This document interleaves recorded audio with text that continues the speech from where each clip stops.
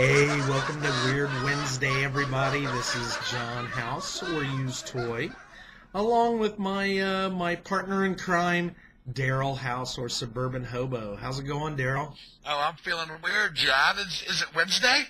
It must be. Ah, well, we got some crazy crap going on around the nation and around the world again today. Are you ready? I am. I would like to bring up the fact that this is the anniversary of the Roswell newspaper story about aliens among us. We are here to take over your world. I remember that.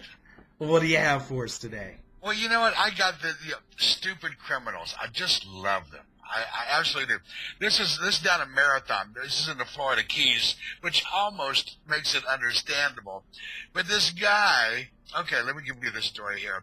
It's probably not wise to insist a deputy retrieve your briefcase full of cash and pot when you're being hauled to the slammer on a minor infraction like trespassing. Okay? That's John Pollock, Jeffrey John Pollock.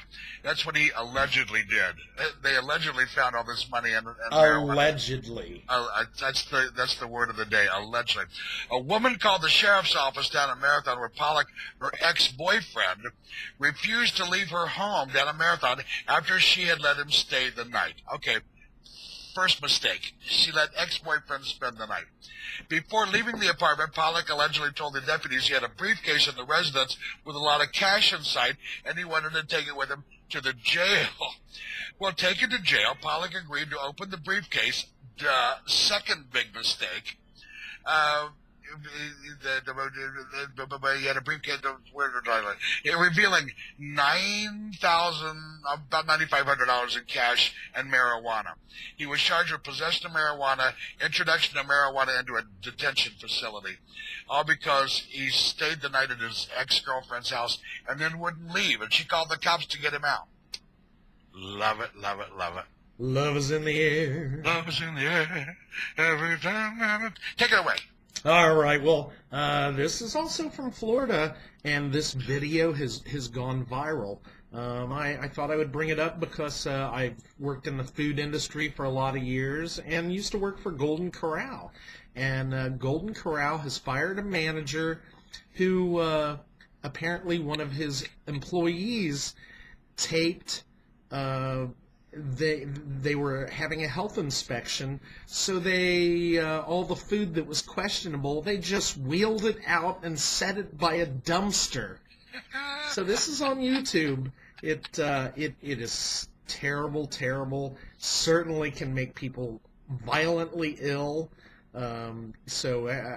Keep in mind the where you're eating, and if you're eating at a place with sanitary conditions like this, talk to the employees who work there and say, hey, is it safe to eat here?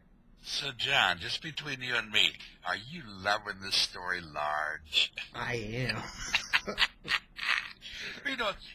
Funny story. My wife and I went to a place. It was actually a golf course and a resort there, and we had been there at a couple of wedding events over the years. This is totally off the subject, but there were a number of golfers at the bar, and I had a cup of their clam chowder, maybe the best clam chowder I ever had. We decided to eat dinner in their restaurant. Well, it was a Saturday, and there were only like 3 other people in the restaurant eating dinner, and my wife is going, how fresh could this food be if there are only 3 people on a Saturday night? Now, it's a really well-known, resort. And it's not really it's a country club is what it is. And I've been there since because I thought the food was really good. And the clam chowder may be the best since I lived on Cape Cod. But I just on the same kind of a subject. How do you feel about clean restaurants? I've been blessed with a stomach of iron, but there are places where I certainly wouldn't take my family to eat. Well, I always like Skyline Chili because it always, to me, looked like a hospital for hamburgers, or White Castle, Okay, let's get back to business here. This is out of Fort Mitchell, Kentucky. We're getting up in your neighborhood. And Absolutely. It is home to the world's only museum of ventriloquism, with 800 dummies on display.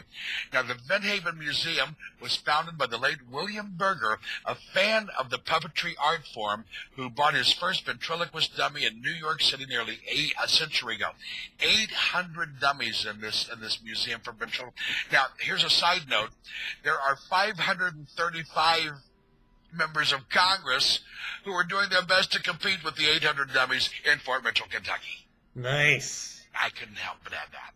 Well, since we're on Florida, I found out today What do that you mean you're actually, did you know that you're breaking the law? Breathing, I break the law.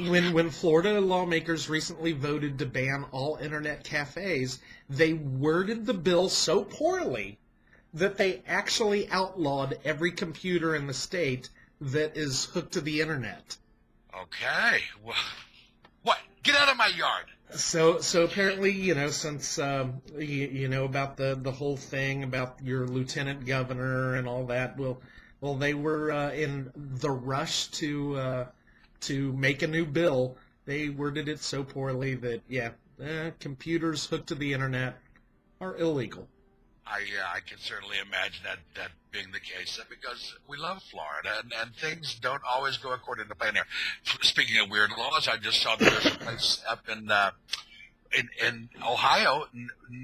I was asking you about this earlier. Newcomerstownville, something or other, Ohio, where they just have said that it's okay for teachers and administrators to carry a gun to school. So I'm all about that. Yeah, I've never heard of that town. Newcomersville, I think it is. I'm thinking it's in Texas. That reminds me of a joke, but That's the most ridiculous thing I ever heard. So anyway, here's my last story, and this is a children's story because I embrace children's literature and everything. Well, it appears that the trucking industry, and actually this comes from Ireland. This is our international story for the day. It's not the trucking industry reports that the criminals in Northern Ireland are trying to shake down. It's the bouncy castle business. Michael Darcy, who's been called the Bouncy Castle Baron, said that the profits from renting the inflatable play structures, the bounce houses, you know what I mean? Absolutely. The profits are so huge from renting these to children's parties, criminals are now trying to extort cash from him. The thugs, who he insists are former terrorists, even tried to set off a bomb outside his house. Wow. Can you imagine bounce houses being that profitable? I didn't know that. I'm ready to give up bologna brain and buy a bounce house. Absolutely. I'm not. Well, Louisiana man allegedly hid steak in pants and punched grocery store employee. Now, this is one I'm going to read from the Huffington Post because it's got. I just love puns and it's You like her. It's a recipe for disaster. Stuff steak in pants, tenderize employee with fists, then marinate in city lockup. So and the reason that I brought this story up is because at work I always get these guys who come in with these nice steaks and they're like, hey, will you buy these literally pennies on the dollar? And apparently this is a big thing nationally where guys go to stores, steal food by stuffing them down their pants, and then go around and try to sell the steaks to other people. So the old days, it fell off the truck. Yeah.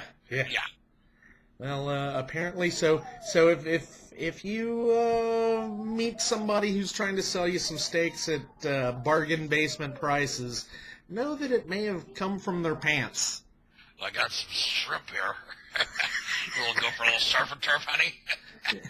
Is that a T-bone in your pants, or are you just glad to see me? Oh, baby. Well, listen, folks, it's another Weird Wednesday at BaloneyBrain.com. We are so glad that you took a few minutes to stop by and visit with us. Use Toy John House. You have a great week, my friend.